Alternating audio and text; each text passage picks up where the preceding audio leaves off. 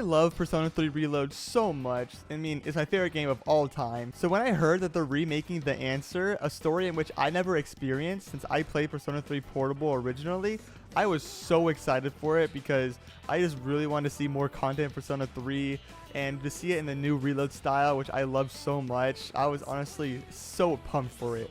And it is really funny how since Makoto does die at the end of the original game, you play as Aegis, and Aegis is like the movable character you can play as. I thought that was pretty funny how they just completely switch the main character to one of the party members you get. Like, not even one of the first party members. Like, it'd be kind of funny if you play as Junpei though, he got Power of the Wild card.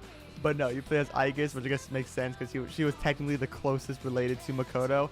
But I thought it was really cool that you're able to play as Aegis and how she actually got the Power of the Wild card. And I just thought it was a really unique way of just like having an epilogue of the story of like seeing what happens after Makoto's death. I thought that was phenomenal. I thought that it was just a phenomenal setting to have to see like the aftermath of everything. And it's not even a month later from when he died either. So it's just completely fresh on their mind. And oh, you already know you're going in for a depressing DLC, especially after looking at the opening cutscene.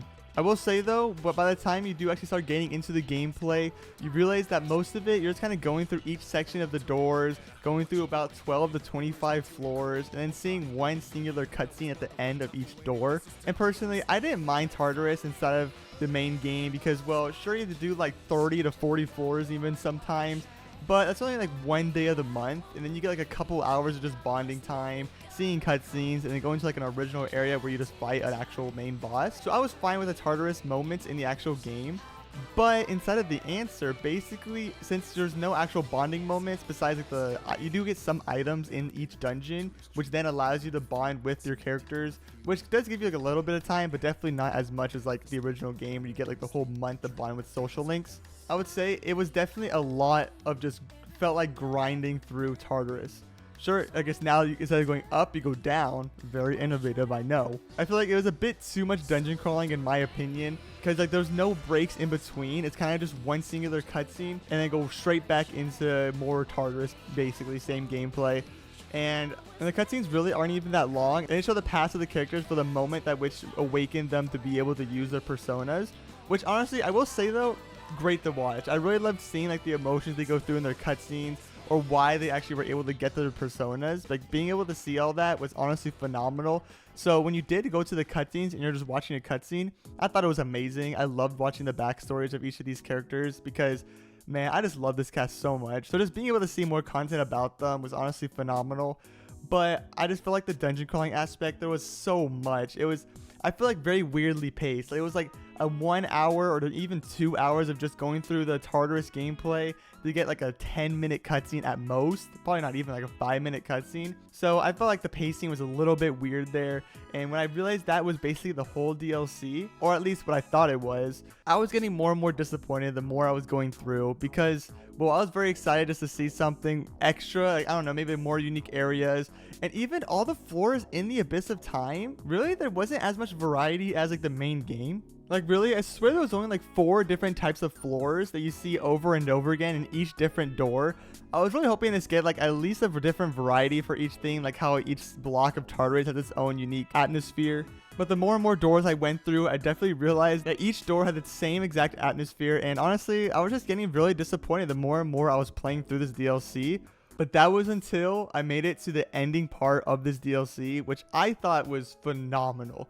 Basically, everyone got their own key, basically that they're able to choose what they wanted to do with it, which was either to go back to the past to try and save Makoto Yuki, or just open the door to their dorm and just go on living like how their lives would have normally been if they weren't trapped in the time loop.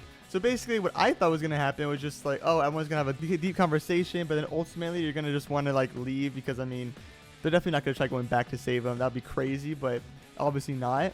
But then you realize the more as the cutscene goes on, Yukari does not want to continue just the future they are living in now. Now that she has an opportunity to save Makoto, she definitely wants to take it, go back in time and save him. And she even offered to fight everyone just so that she can keep her key and actually steal it from everyone else to go back in time, because she was standing on this hill. Like, she was dying on this hill. She did not want to leave it. And I just thought it was phenomenal, realizing that everyone has to fight each other for their own belief. And they weren't even fighting each other for hate. They were still respecting each other as friends, but they were still just, they had to fight for their own beliefs.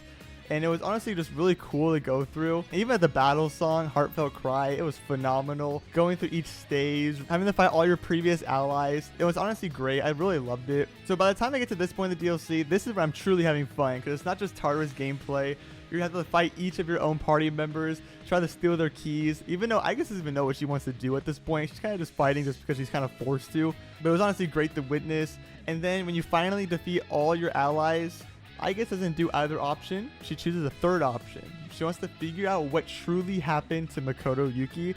And this is the part of the DLC that I just absolutely love. Basically, you finally figure out that he didn't just die like sealing Nyx inside of himself and like that's basically what killed him. That's what it was, I thought. But no, he was actually like chained down to a door, making it to where the will of the people who want the destruction of the world can't get their wish come true. Like they can't reach Nyx. So he's basically not sealing Nyx itself. He's sealing Nyx from the will of the people that want to destroy the world. And then they figure out that basically if they're able to make every single person not want the destruction of the world, they can actually bring back Makoto Yuki. Which, I mean, I don't know why they're so hopeful on that, because there's no way they can get every single person to not want the destruction of the world. But hey, they can always try, you know what I mean? But basically, I just thought learning the actual real reason of what happened to Makoto Yuki at the end of the game was phenomenal. And then they did this whole thing where basically since Aigis learned her own truth of the world, they thought that she was going to die. But then she doesn't. She's just sleeping. The whole ending was great. And Aigis doesn't want to go back to the lab anymore. She's going to go back to the school with everyone. This whole ending part was just phenomenal. So basically, the answer, it was a good DLC. Sure, you have to go through the slog of like a bunch of Tartarus levels. But man, the ending was so worth it to me. I loved it so much. So it's like those Tartarus levels are 100% worth it. The ending was phenomenal. It was great.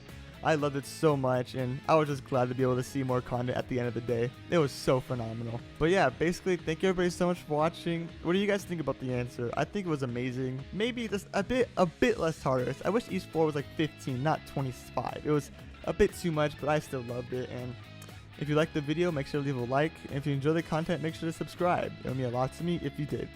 But now, I'm going to go back to being sad because, well, no more Persona 3 content anymore. But at least Metaphor is almost out, so that's a plus. That's a plus.